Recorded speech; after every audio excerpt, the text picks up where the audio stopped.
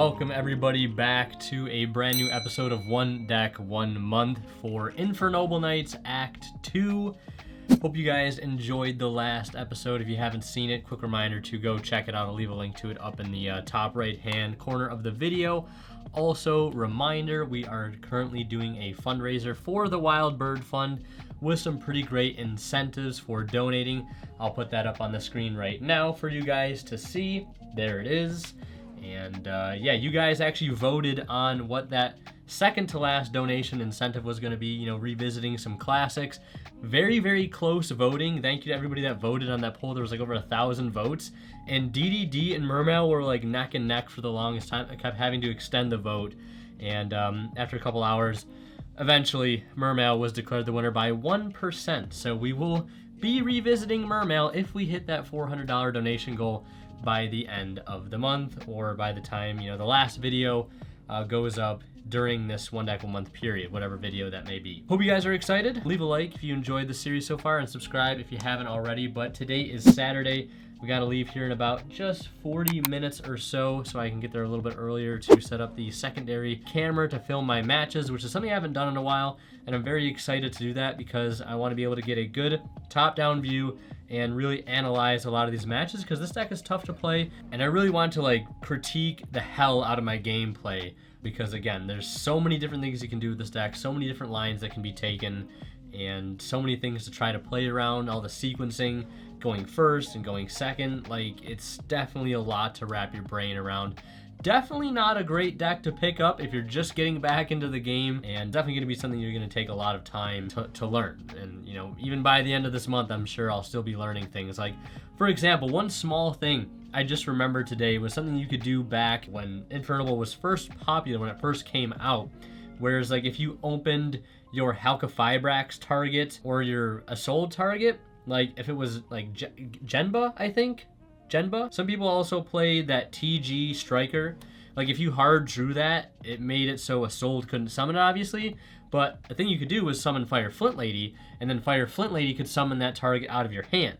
So that is something I just remembered today. So if we open Ricky Ardetto and we need to summon him off a Soul, but it's in our hand, we can just send the same one equip we would have for Ricky Ardetto, summon Flint Lady, and then Flint Lady brings out Ricky Ardetto, and it also just can't be targeted because Flint Lady says so. Cool little thing to remember. So the deck list for today, I've been thinking about it all day, literally for the past probably 4 hours or so. I've been just sitting down here looking at the deck. Well, not all the 4 hours, but I was tweaking it and went to do some other things and was thinking about it while I was doing that, while I was working out, etc., etc. I think I got the list to where I want it for today. It's kind of an experimental list. We're playing 41 cards, but the thing about it is we are playing 13 non-engine, which is pretty high for Infernoble. This deck is pretty much known for not being able to play a lot of non-engine, but I've managed to squeeze 13 non-engine cards, 3 Droll, 3 Ash, 3 Imperm, 2 Book of Moon, and 2 Book of Eclipse into this deck at 41 cards, and the math turns out to be around 51% of seeing 2 or more non-engine in our opening 5-card hand, which is like the sweet spot. Ideally, we'd be playing 13 and 40, but I cannot do that playing the 2 Oliver and the Magus in the deck. I'd have to cut Oliver to 1, which specifically for today's local, I wanted to try the 2 Oliver in the deck. The extra deck is pretty standard. I wanted to put Artorigus back in because I'm learning that card does have a lot of value and I think should be in the deck. I was back and forth on whether or not I should play 2 Charles Synchro, but I think just it's a card you want to make sure you have 2 in the extra deck just in case. Does it absolutely need to be at 2? Probably not. I'm just too afraid to try playing it at 1. And Goki Power Load Ogre and Appaloosa are also staying in my extra deck as well. I learned the hard way on stream the other day that Power Load Ogre is a very, very important card for the deck. I didn't want to play Access Code because I wanted to be able to go into something like Power Load Ogre for mass removal, especially if I'm already Warrior locked. Now the side deck, which as I'm recording this, is still 1 to 2 cards off of what I want it to actually be. So far it is 3 Bell, 2 Nibiru, 1 D-Shifter, 1 Harpy's Feather Duster, 1 Called By, 2 Crossout Designator, 3 Evenly Matched, and 2 copies of Dimensional Barrier. Like I said, it's not completely fleshed out. I've been trying to work out siding patterns as well. And right now, I'm kind of torn on what I want those last 2 cards to be, mainly the D-Barriers. I don't know if I want it to be like a 3rd Crossout Designator to really help the deck go first, or if I want it to be the Flamvel counter package with uppercutter and counter, or if I want it to be like a third Nibiru and a third crossout, or a third copy of each of the other books that we are playing in the main deck. Like, I have no idea what I want it to be. It might just be a toss-up. Honestly, like, the Flamvel stuff seems the most enticing, because the way I'm looking at it is with the 3 crossouts and with the 2 crossouts and the 1 called by, we have a way to help our deck kind of go uninterrupted going first, at least guaranteed when we get to go first, games 2 or 3, whatever that may be, right, post side. Really help our deck go first, help to beat Droll. In some matchups, we're going to side in the Shifter, obviously, if we're playing against Cash or Flu, because we have to have an answer for D-Shifter or we just lose, so we got to play those cards. And we can also have an answer to Nib. Of course, our main deck engine can already beat Nib, but it's also something we want to have in there just in case. And then we're also playing things like Ash and Imperm, which are also potential cross-out targets if need be. So, like, that part of the side deck covers us, allowing us to play going first. And then the other problem the deck has to worry about is something like Dark Ruler, for example. That does out the entire field. Does it beat the follow-up, and does it, like, clear the entire field? That's up to the opponent to, like, try to navigate through the board of huge monsters, some of which can't be targeted or destroyed by card effects, right? That's up to their engine to try to actually crack the board and leave us on nothing, which might be hard for them to do if we have hand traps and other non-engine. But the Flamvel counter and uppercutter is going to help us beat Dark Ruler. So essentially we have the best of both worlds, where we can beat hand traps and also beat the non-hand trap cards that beat our end board anyways once it's fully established. But the Flamvel counter package does play into Droll and Lockbird quite a bit, so if we get Drolled, we're going to be completely cut off of searching our Flamvel counter, which the whole plan just kind of crumbles. And at that point, it's like, maybe it would have been better to play something like D-Barrier. That way, if we just hard draw it, you know, we see it, right? And it's a turn skip, essentially, if we get Drolled. But, you know, you can't search it like Flamvel counter. So it's just like this 50-50 thing, and I feel like I'm losing my mind right now. And then I also got to thinking, well, maybe I want to side deck a unique tech card like Metal Silver Armor into the side deck for that targeting soft lock. It does seem kind of cool to have against a select few decks like Kashtira and Unchained, which is low-key a sleeper deck right now. That deck definitely can pop off, but Nibiru really does help to beat that deck anyways, and Metal Silver Armor does not help the deck, you know, beat Dark Ruler and other really high-impact going second cards like Dark Ruler no more, like I already said, Triple Tactics Talent, Raigeki, or Thrust Grabbing, any combination of those cards, or evenly matched, right? It isn't helping to beat those cards. That's something, if the format changes to where those types of decks, or the best decks that be, are really all about targeting, then maybe Metal Silver can find its way into the deck. But right now, I think it's just going to find its way in the binder where we want it to be for the time being. And speaking of binder, I do have a new binder for trades that I've been meaning to fill up from my old binder, and I don't think I'll get a chance to do that today with the time that we have, because I still have to change the actual physical deck and put in the new cards that I've added in and make sure that they're in there, and I still have to figure out what these side deck cards are going to be. So yeah, that's kind of what we're up to right now, and that's pretty much all I have to say. If I do make any changes, if I do decide on what the side deck is going to be, I'll talk about it at locals when we get there. But until then, yeah, I guess I'll just see you guys there.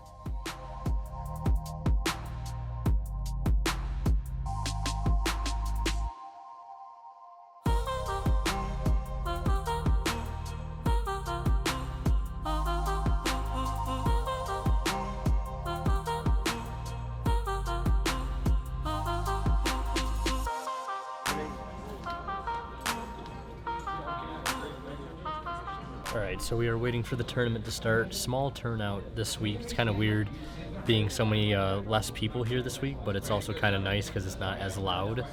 But I was going to tell you guys if I made any changes to the side deck, and I did, and it was dropping the Flamvel stuff and the Battle and Boxer stuff for the 2 D-Barriers. Just playing it safe, good card to draw, doesn't play into Droll, and it's just a turn skip, so I figured we can't go wrong with that. And we'll try the 3 crossouts as well, so hopefully those come in clutch. And yeah, see you guys after round 1 or 2.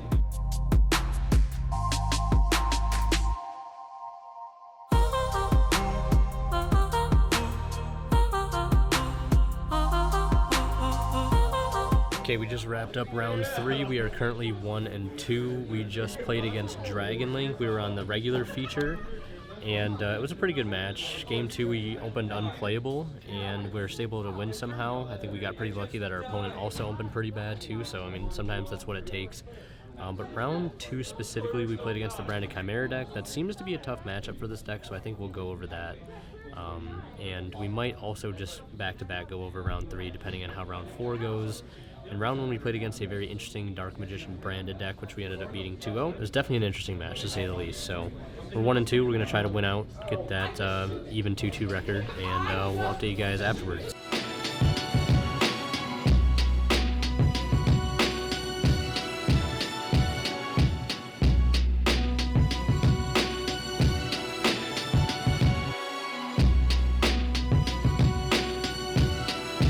Alright everybody, Locals has just wrapped up, and we ended up getting a bye in the last round, which is unfortunate because, as always, I would have preferred to have a real opponent, but it is what it is. That gives us a 2-2 record to round off the night and the week, I guess. So that is $20 donated to the Wild Bird Fund. Remember to check that charity link on the side of the video if you haven't already. The only thing I'm thinking about right now is those 2 matches that we played in rounds 2 and 3, because we only played 3 rounds. But very curious to see right now if there's anything we could have done differently in those 2 matches, because that way we can actually learn something and it's not just a matter of it was just completely out of my control. So yeah, that's pretty much going to do it for this local segment. Now we're just going to head it back home.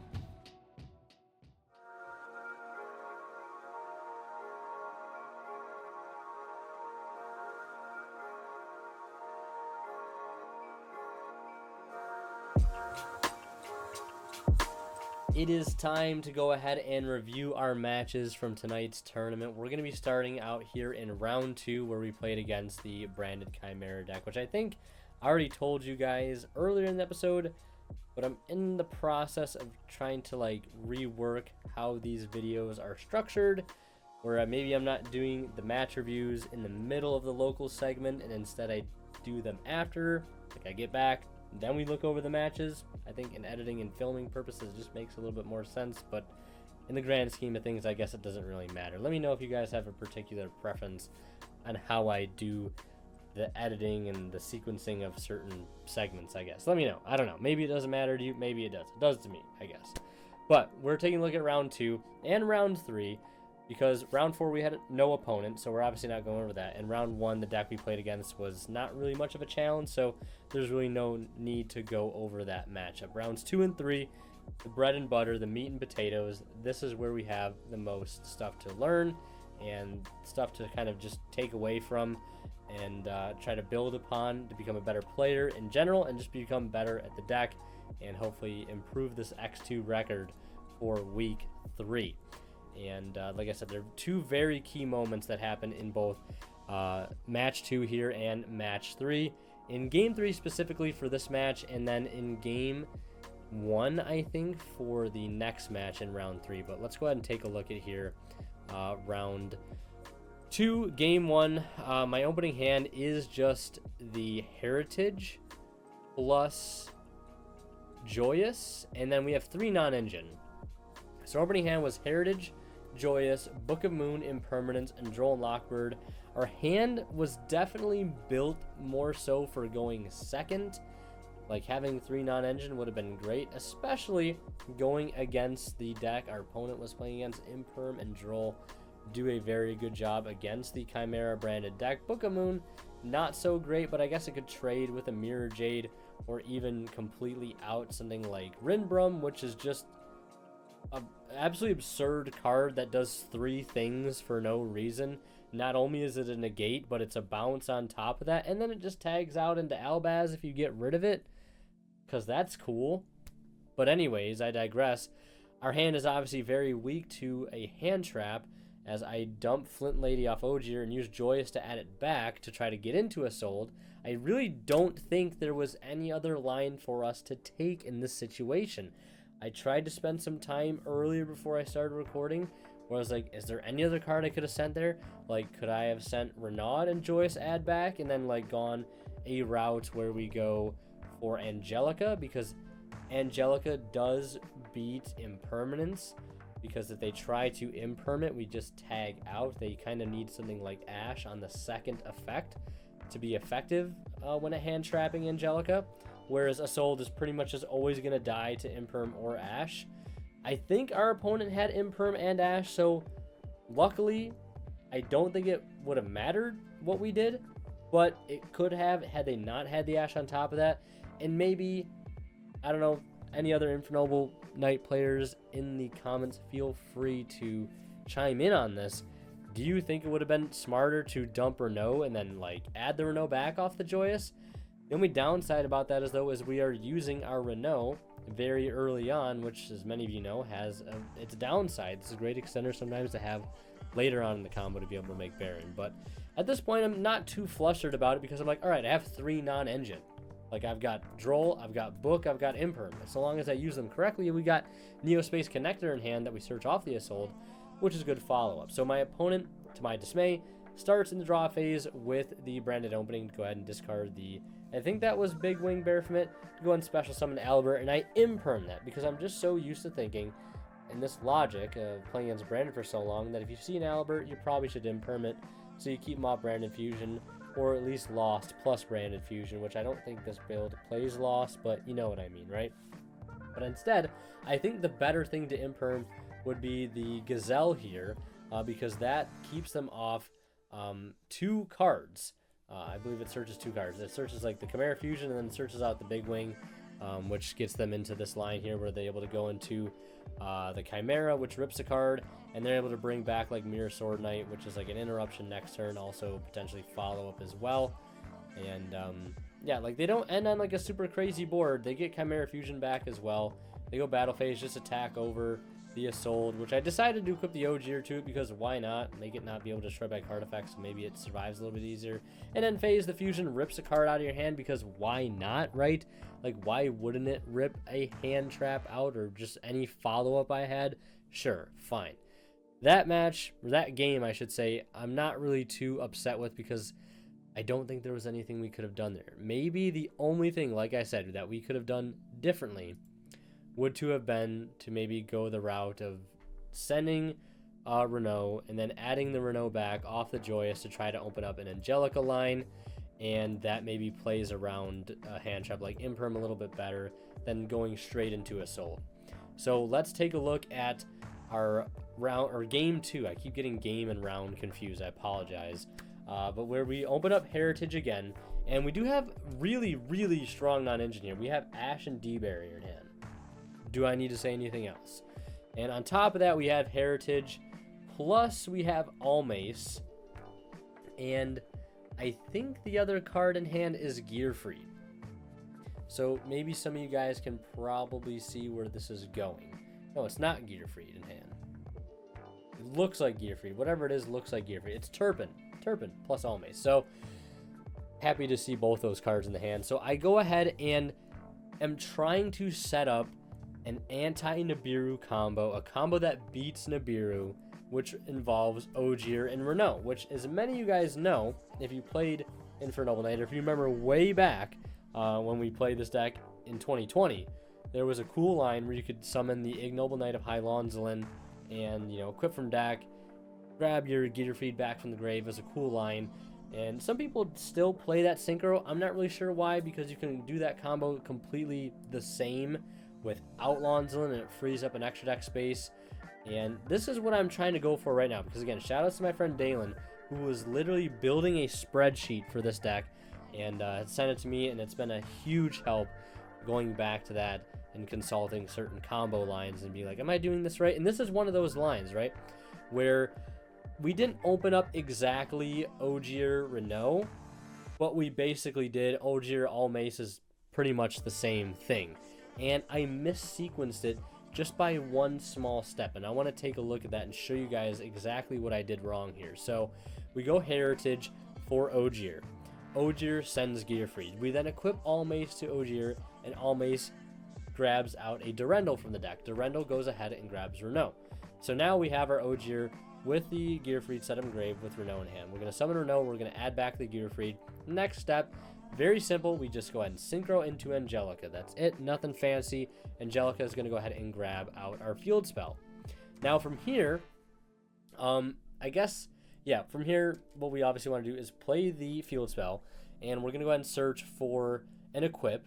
It really doesn't matter what equip we get here. I just go ahead and grab Joyous because I've already used Almace, I've already used Durendal. So I grab Joyous, and now this is where I mess up. The big mistake here is the fact that I use Ogier Engrave to target the Angelica to trigger her effect to tag out and send.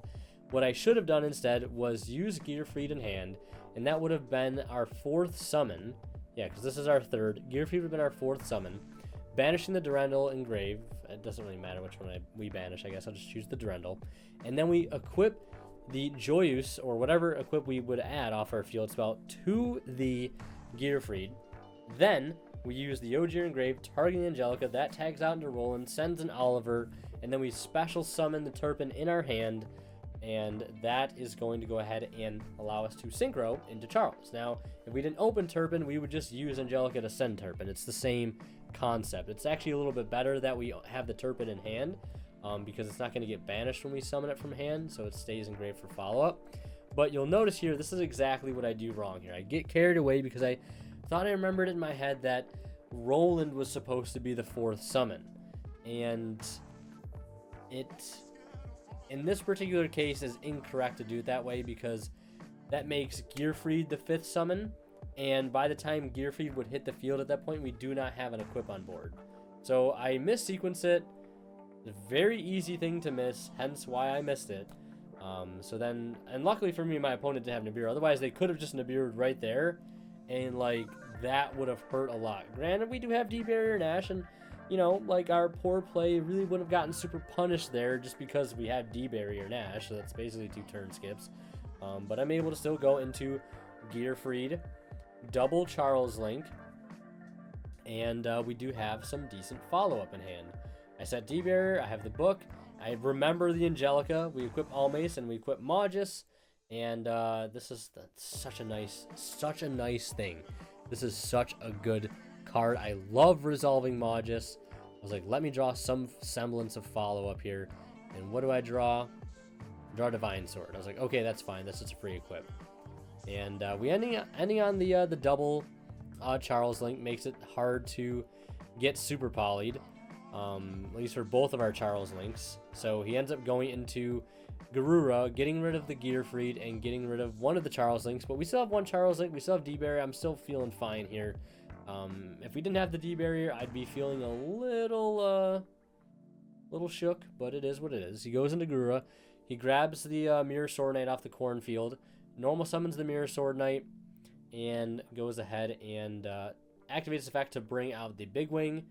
And then he goes ahead and uses the Big Wing effect. This is where if I would have had an Imperm, I probably would have used it. Because look what that card gets him. It gets him a fusion spell plus a fusion material, which is an extender in the graveyard. It's just too much. Like you've got to Imperm that, especially since Chimera Fusion is such a good card. You want to cut all access of that card off if possible. And they actually end up surprising me here because they end up setting 2 and trying to pass, where I just go, still in main, rolling the effect to equip to pop, and they actually ended up just scooping there. I was very surprised that they ended up playing it out like that, but I wasn't going to complain, and I told them afterwards, I was like, I had D-Barrier anyways, and they're like, oh, well, that makes me feel a little bit better, because they weren't doing anything anyways. Alright, so now let's hop into game 3 here. I just spent a long time thinking about this game, and thinking about whether or not anything I could have done differently here in game 3 would have made a difference, and this is the first point. I do have Imperm evenly, Museum. I also have an Oliver in hand and Divine Sword. So that is the opening 5. And my only interaction with him right now going second is Imperm. And I'm torn between whether I Imperm an Aliber or do I Imperm a Big Wing Baphomet. Those are my only 2 options. Or the one monster that searches the spell, and the other monster. I can't remember if that's Gazelle or Big Wing. But either way, that's the option. Do I Imperm the Chimera engine or do I Imperm the Brandon engine? The one engine's going to set up a Hand Rip plus a Guardian Chimera, and the other one is going to set up a seemingly invincible boss monster for Infernoble to deal with, which is Rinbrum. That card has way too many effects on it, does way too much as one standalone fusion monster. It's actually kind of insane, and I don't know who was in charge when they wrote up that card effect that day. So I decide that I want to just hold the Imperm for the Chimera stuff, because I'm thinking that's probably going to be more beneficial for me, and that's going to hurt him more because the Chimera stuff is pretty good. So he summons out Big Wing, we Imperm it, and that Brand Fusion that he added earlier is now going to unfortunately resolve. Now, had that evenly matched in my hand been an Ash Blossom, which, believe me, there were 3 Ash in my deck at this point. I did not side out Ash, if that's what you're thinking. So if that was just Ash, that would have been great, but unfortunately it was not. And there's the Rinbrum, and then he's going to grab the Cornfield as well, which is going to go ahead and trade out for a copy of Mirror Knight, which is going to be follow-up for him, essentially. So he has Branded Fusion, he has Mirror Knight, and he has a set Imperm. So he passes, I draw for turn. I think I drew Ricky Ardetto for turn. We go Battle Phase, end Battle Phase, evenly match.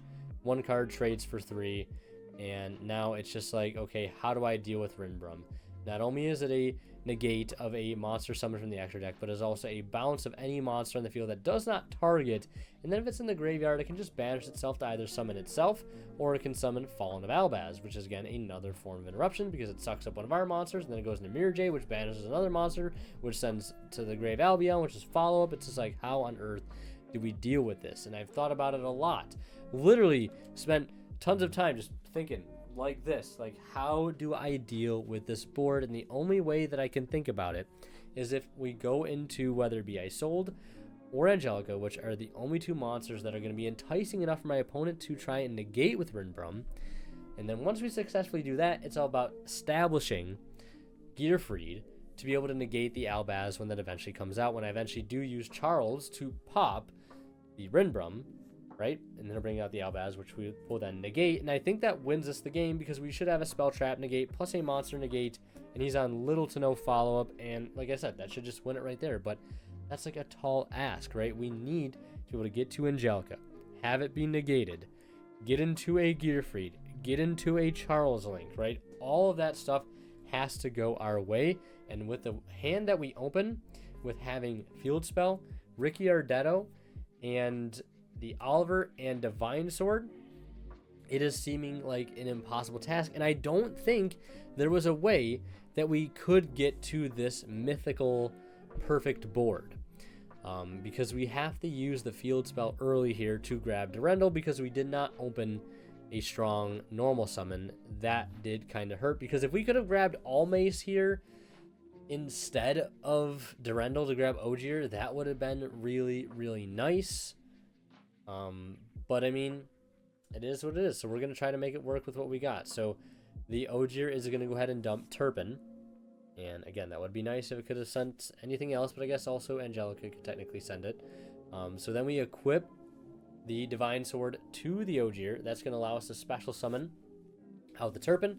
And then we're going to go into the Dempsey. And Dempsey is going to go ahead and attempt to search on summon. And I'm like, maybe he'll negate this. And if he does, we are comboing pretty freely afterwards. And he doesn't. So then we chain the other effect in sequence to go ahead and make it so you can't target it. We're going to detach the Turpin. I don't think what I detached really makes too big of a difference. And then we special summon out Renaud. Renaud is going to add back the equip. We then use the Turpin to equip. Field Spell is going to special summon it. And then we go ahead and synchro into Angelica. And I'm like, if this doesn't force the Rinbrum negate, I do not know what will. So it does. He decides to negate, and then to bounce it as well as negating it. And we then special summon Oliver by discarding the Divine Sword and link into Angelica. And then we go ahead and use Angelica effect to go ahead and add connector for follow-up, and my camera dies, unfortunately. And so now I have to try to put the pieces together of how the rest of this game could have gone. We do end up losing, obviously, as by our record being X2, but from this particular point on, the only option we have, and it's not very many options, is to use the Isolde to go ahead and send one. It would probably be DDR. It could be All Mace. I don't think what equip we send matters in the slightest here. That summons Fire Flint Lady. Fire Flint Lady tags out into the Ricky Ardetto in our hand. Ricky Ardetto then brings out the Ogier. We then synchro into Angelica. We've already used her first effect, unfortunately, so we cannot use it again. And I think that's where the major issue is.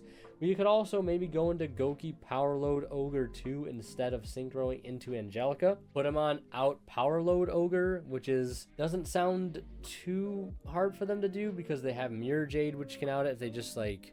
I guess they can't crash Mirror Jade into it if it's only at 2800. I would imagine they have an out for it. But I wasn't thinking about going for Power Load Ogre. But that is one thing we could have done. But what I think I ended up doing is I ended up synchroing for Angelica.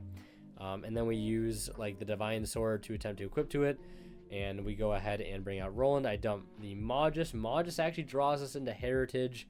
And Heritage gets us a new field spell. Field spell searches All Mace. We then bring up an Ogier, make Charles, and that's all we can pretty much do. And we lose from there because we cannot stop the Rinbrum on the following turn. So Power Load Ogre might have been the play. I didn't see that line. And it is what it is. We end up losing there. So that's that match. Unfortunate as it is, Power Load Ogre might have been the saving grace. But let's go ahead and take a look at the next round. All right, here we are in round 3. We are playing against Ashton, the Dragon Master, on the Dragon Link deck. And we do lose die roll, which means we are going to be going second here. And he opens, I think, the Rocket Synchron? No, Rocket Caliber. Summon out the Absorouter, go into Striker, then into the Dragoon Knight Romulus. Grabs Field Spell, and I'm thinking at this point, okay, great. He's going for like full-on combo, and it's not going to be looking too good for us because of that.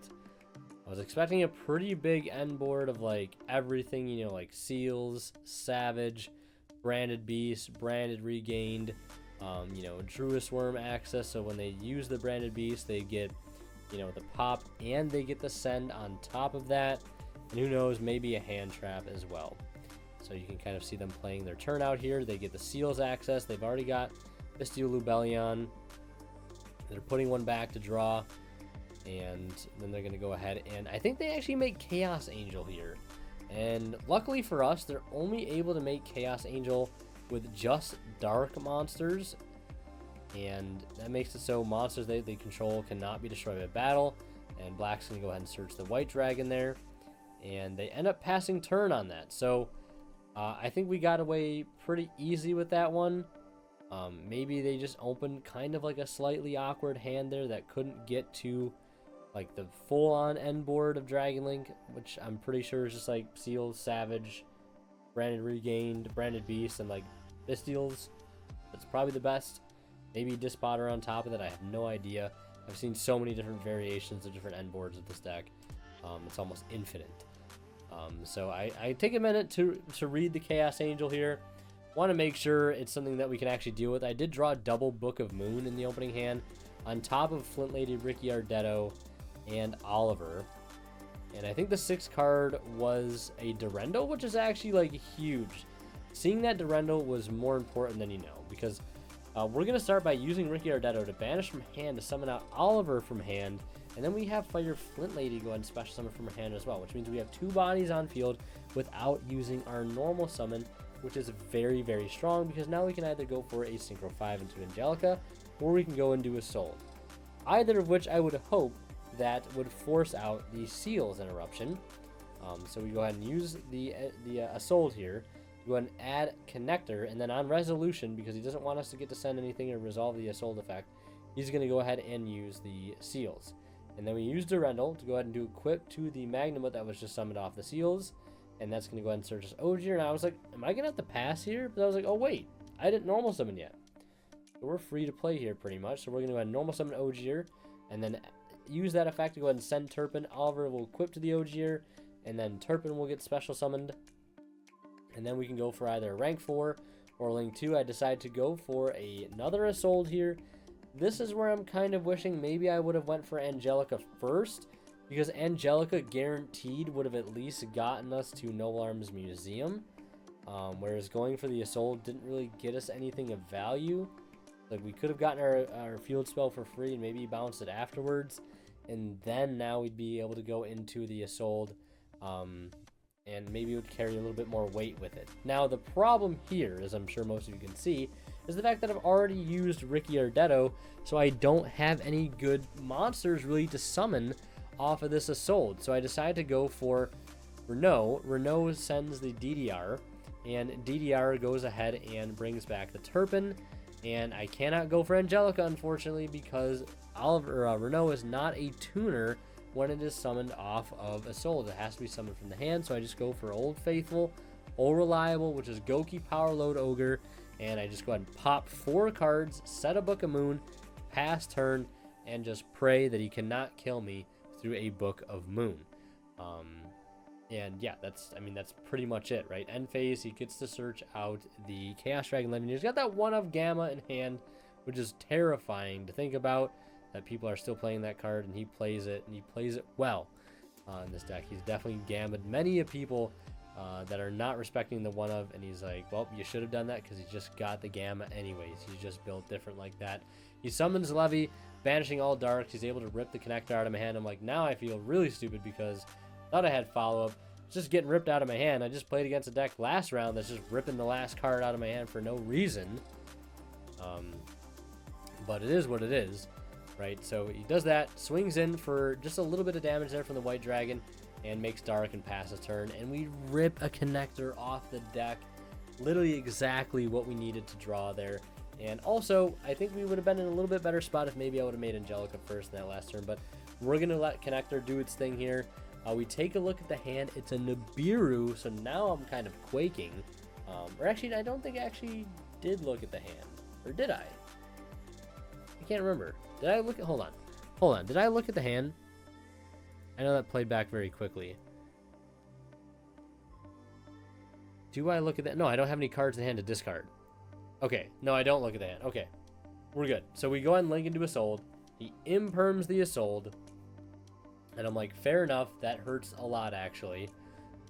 And what we do here is pretty spicy, except I screw it up. And that's going to be the case for a lot of me playing this deck. So bear with me. We're going to try to get better, though. So we go to add back the Divine Sword because we still use the Soul to send for cost. Never forget that, especially when you're trying to get a valuable resource and a graveyard manipulator like Divine Sword to your graveyard, which is exactly what I do. I remember, send for cost, it's negated, we get Divine Sword back to our hand, and then we go ahead and banish 2 to bring out the Turpin. And then from here, we go ahead and link off the Turpin and the Soul into Ferocious Flame Swordsman. And this is where things get a little interesting. Ferocious Flame Swordsman is gaining 500 from his own effect. He's at 1800 on its own right now, and Dark is at 1850. So I crash into the Dark, and I take 50 damage. I fix the math there. And then I use this effect to go ahead and bring out the Renault. And Renault is going to go ahead and add back the Durendal. And I'm just watching this back now, and it's making me cringe so hard. Because if I would have just added back the DDR, I could have used Divine Sword again. Banish Swordsman, banish Assault. Right, use DDR, bring back Ricky Ardetto by discarding the Divine Sword. Ricky Ardetto brings back Ogier. Ogier effect sends Gearfried. We make Angelica, and we just pop off from there. And I think we would have probably won that game from this position. But instead, things kind of play out not that way. Because I grabbed the Durendal, I'm like, what does Durendal get me? It doesn't really get me anything, especially... the fact that I've already normal summoned and Oliver's completely dead, and I've already have Renault, and like Flint Lady like doesn't get me normal out of Assault, like, so that ends up just being the game right there. I can't believe I missed that DDR. That was one of the key moments I was talking about, and that's why I think DDR is just way better than Living Fossil. It has so much utility. Like if that was Living Fossil, like I don't think we had a play.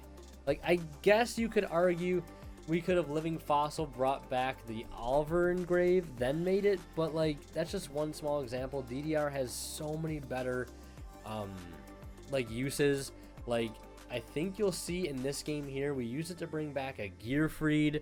The fact that it can bring back things that aren't level 4 or lower, make it so we can bring back that Ricky Ardetto from the banish that's not negated, right? It has so many uses. So we go into game 2 here, and my opening hand is Droll, Bell, Durendal, Almace, and you guessed it, we're unplayable.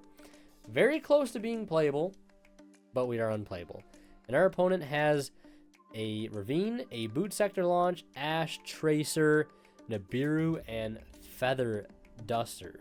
I mean, that looks like a pretty okay hand, but again, I'm not a Dragon Link player, so I have no idea. So he's going to go ahead and use Dragon Ravine. That's going to go ahead and send the Harpy's Feather Duster. That's going to dump Absorouter, and he's going to go ahead and add the other Rocket, the Recharger, and then we draw on Resolution. Then he uses the Field Spell to bring out both Tracer and Recharger. He then goes into Striker effect, Recharger, get into Savage, equip the Striker, attack for 35, pass turn. We then go ahead and start with the Durendal, and I was like, please don't negate this, because if he negates this, we lose, because I drew another Bell for turn. Hilarious draw. And I was like, normal summon OG, I'm like, please don't negate this, because if you negate this, I lose. So he lets it go. That's going to go ahead and send the Gearfried. We use Almace, I'm like, please don't negate this, because if you do, we lose, but he doesn't. We get Joyous. We activate Joyous to add back. And you're like, don't negate this or else I really lose. He doesn't negate it. I summon Gearfried. I summon the Gearfried. He doesn't negate that. I'm like, okay, fair enough. A foot's in the door now.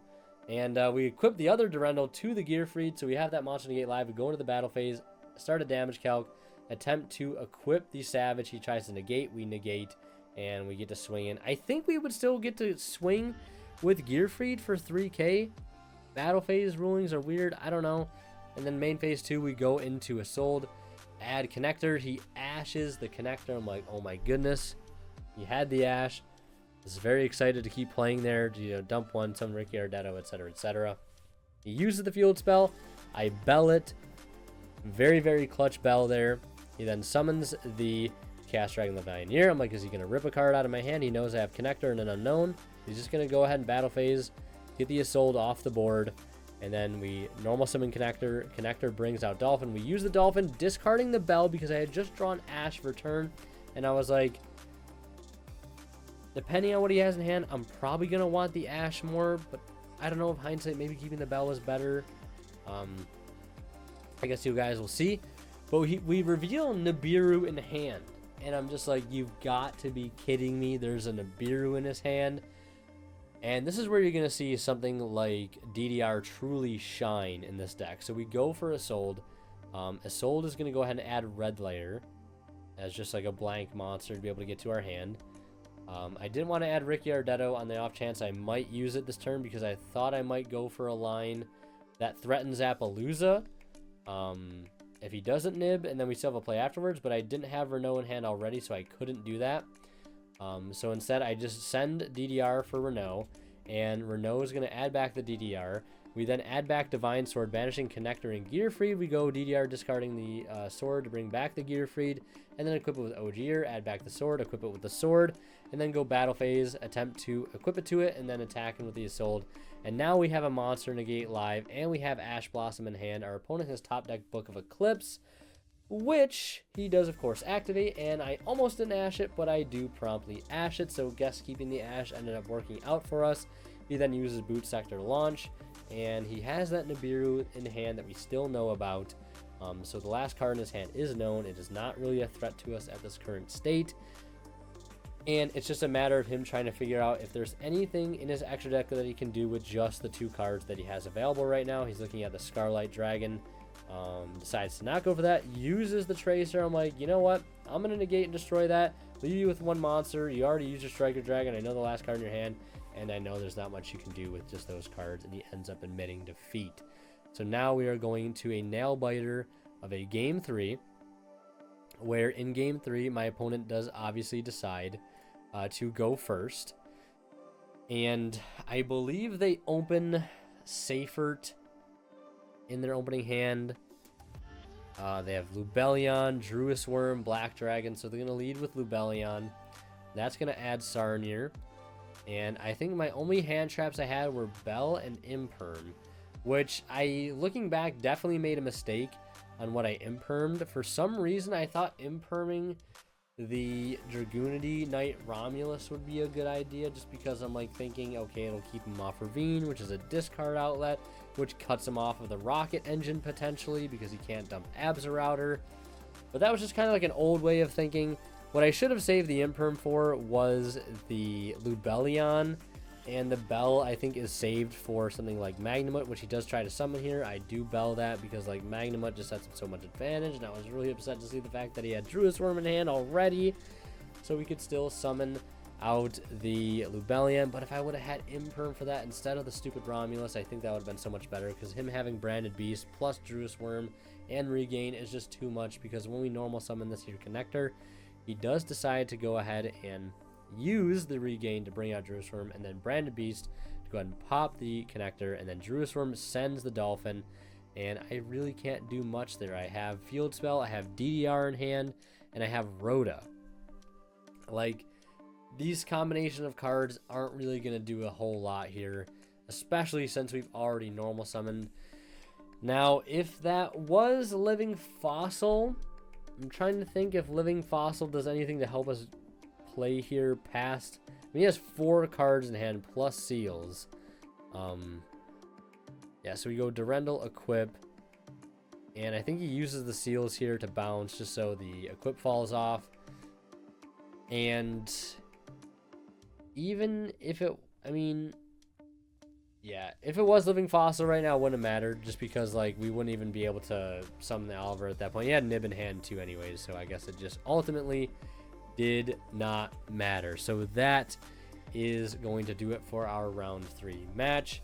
Hopefully some interesting things there for you guys to take away from. I know I definitely took away from a couple of those key moments there, especially that Renault adding back the wrong card. Adding back DDR would have won us the game for sure.